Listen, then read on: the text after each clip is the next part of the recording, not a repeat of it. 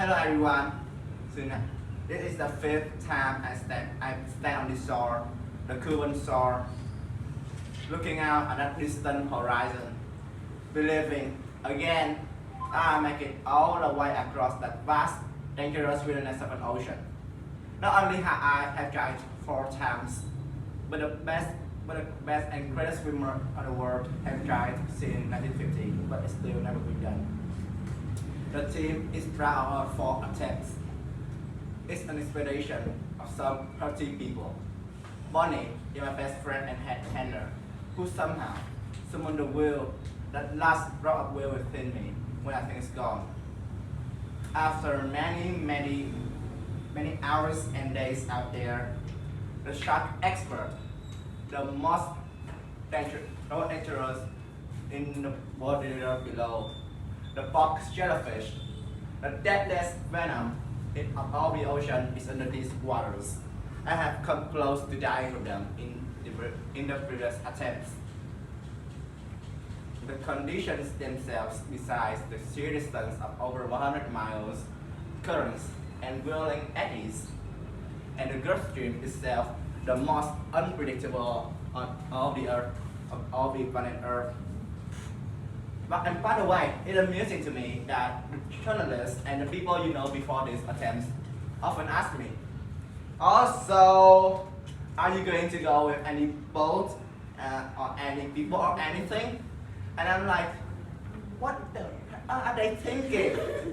Are they imagining that I just sort of do some celestial navigation, that I'm carrying a Bowie knife inside my mouth, then hunt fish, skin them alive, and then eat them, or I bring a desalination behind me for fresh water?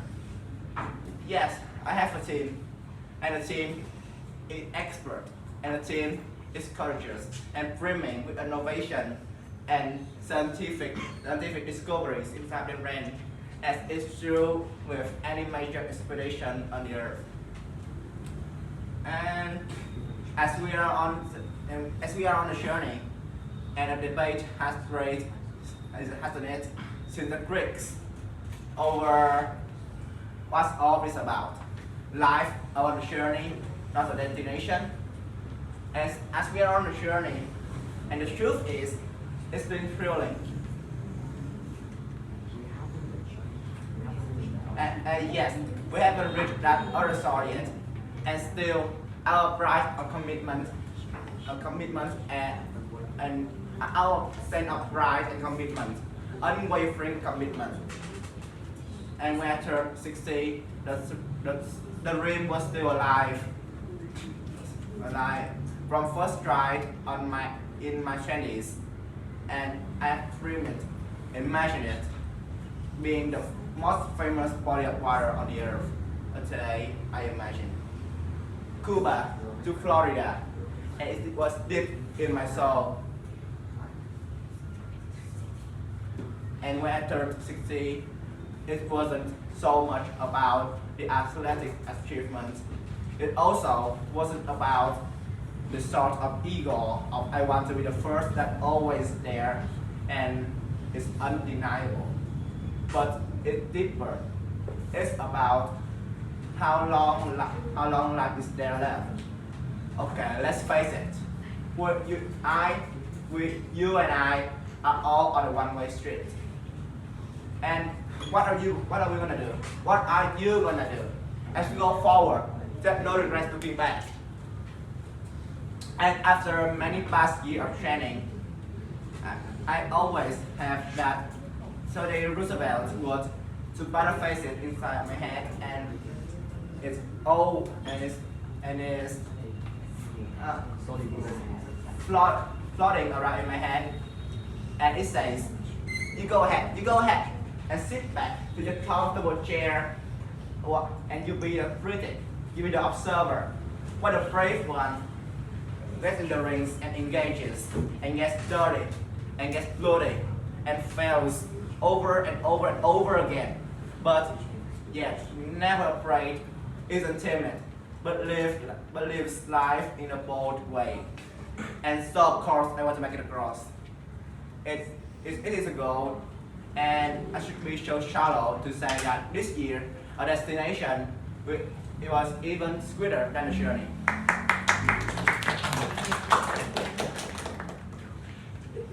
But the journey itself was worthwhile taking. And at this point, and by this summer, everyone, scientists, sports scientists,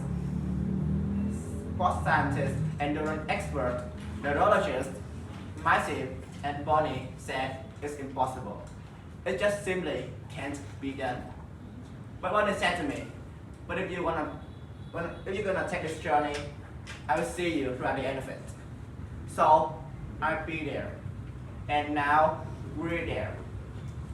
And as we're looking at kind of surreal moment, standing on the rocks at Marina Hemingway, the Cuban flags flying above, my tears out there both, hands up in the air and say, we're here for you. And Bonnie and I look at each other and we said, this year the mantra is, I've been using it in training. Find a way.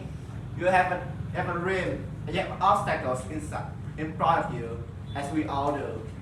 None of us will ever get through this life without heartache, without turmoil.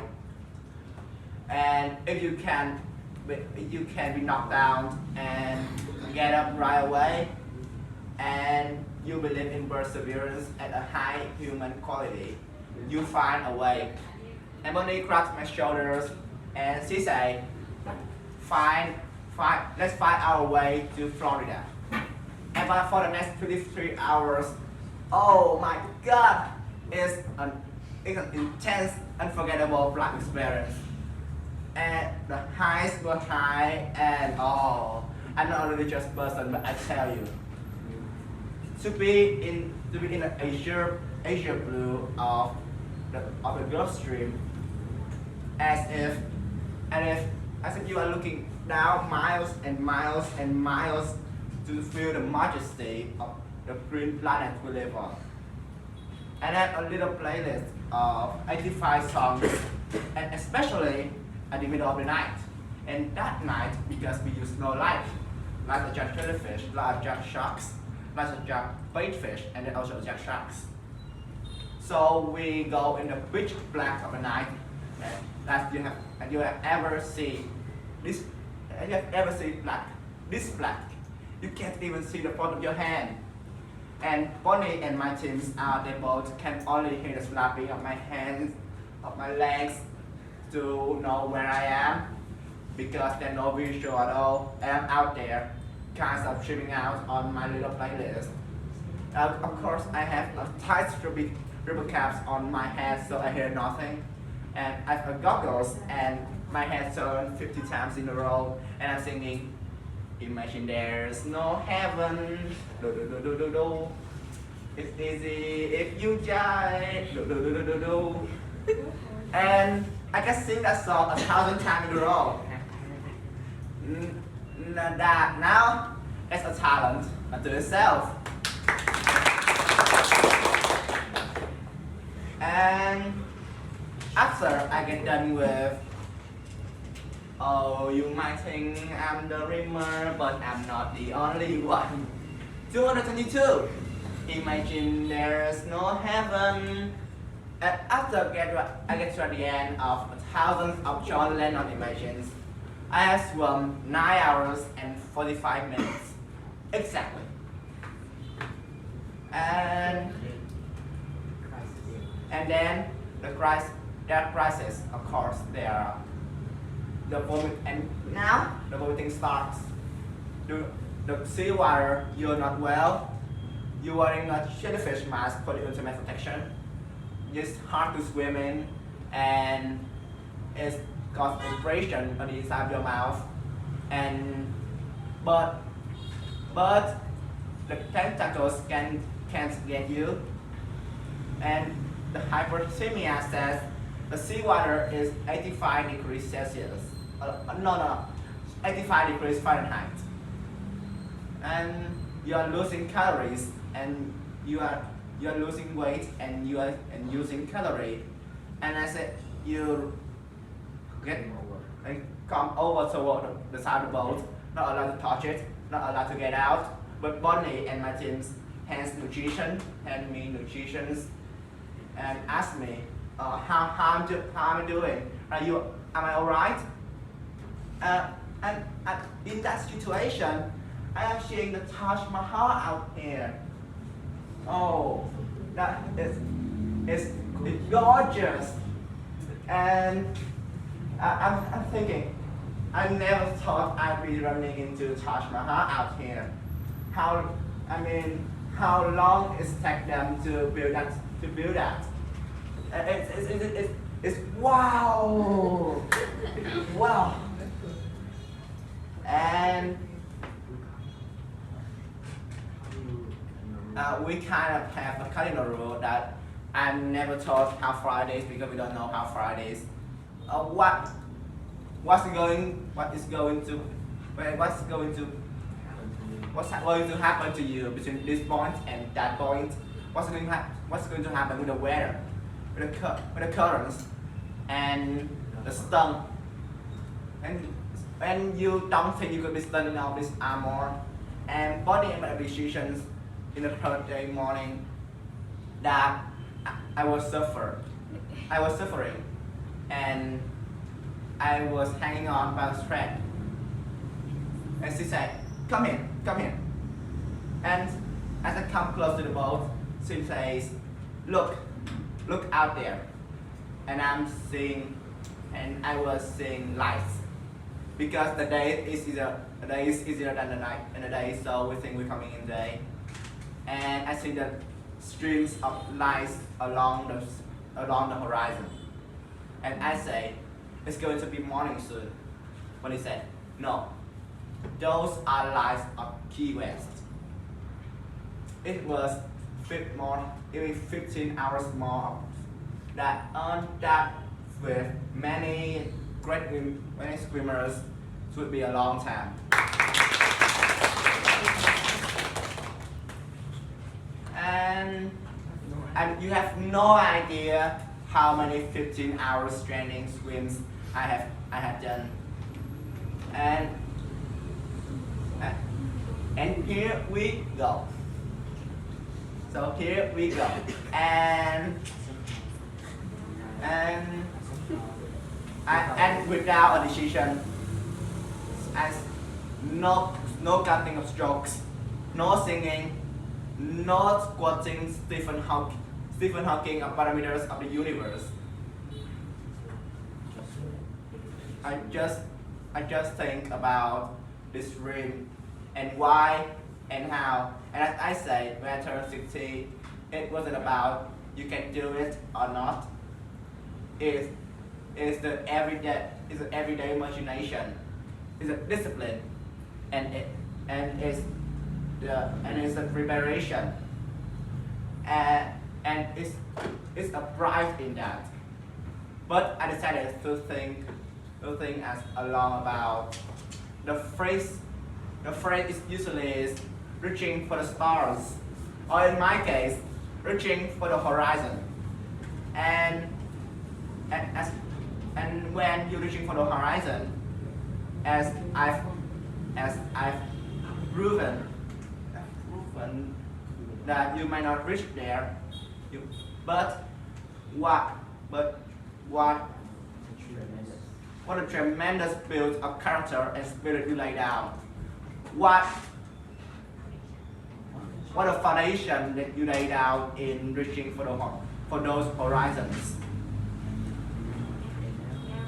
And now the shore is coming close, and the feel part in me that said the epic journey is going to be over.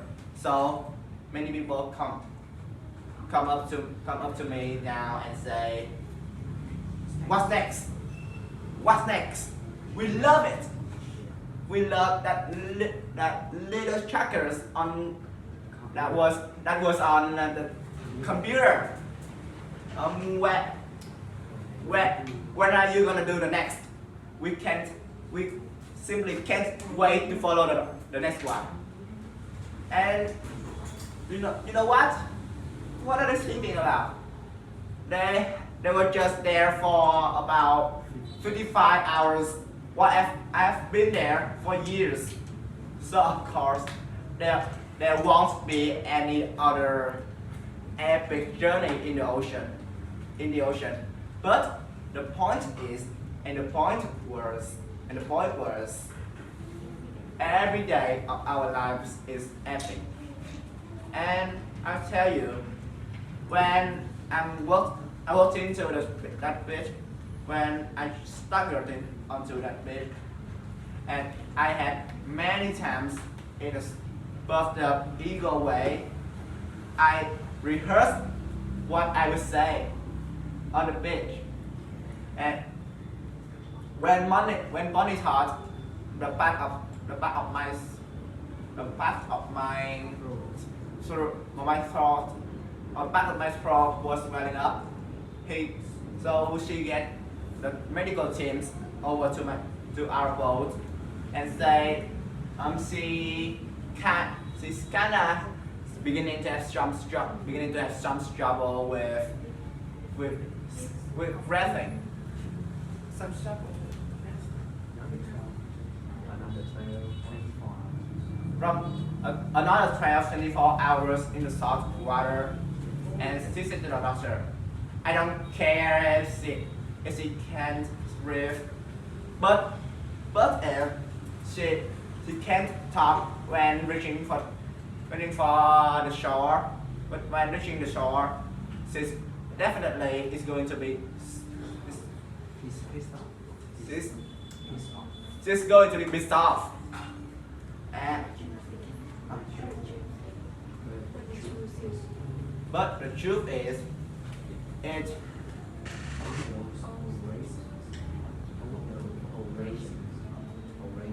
all those horizons I had practiced is just for some strategic swims as a motivation. It's not really a real time with that crowd with my teams. I didn't do it. Our team did it, and we never forget it. As always, a part of us. There's three things that I blurt out when I get there. The first thing is never ever give up. I live it. What's the phrase from today from Socrates? To be is to do.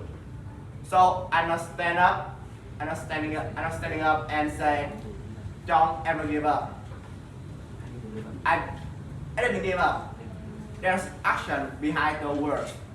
And the second is, you can chase for dreams. You can chase for dreams at any age. 64, the age that no one at any age, at any gender, could think that I could ever do it, had done it, and had no doubt in my mind that I am the brand of my life today. And the first thing is, it looks like a zodiac animal, and in many ways, of course it is, and in other ways, and in the most important way, it's a team. And if you think I'm a badass, you want to meet Bonnie. Oh, Bonnie, where are you? Oh, here you are. Here is Bonnie's store.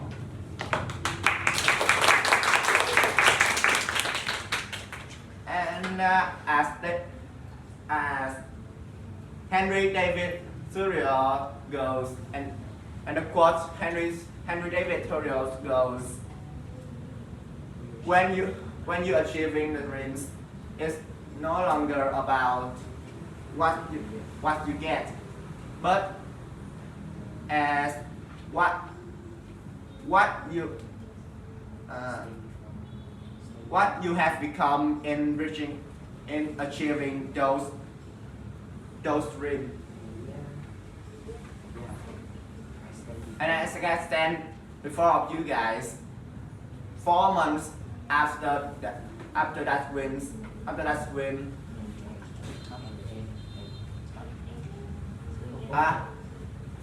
I'm sat down with Oprah. I've been in President Obama's Oval Office. I have been invited to speak in front of stream teams as yourselves, and I signed a wonderful major books contract. And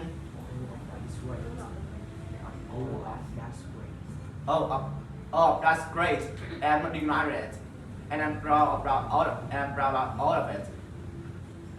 But the truth is, I'm working around tall is because I'm that bold, fearless person, and I will be every day until it's time for all of this to be done. Thank you for listening. Thank you very much. By the way,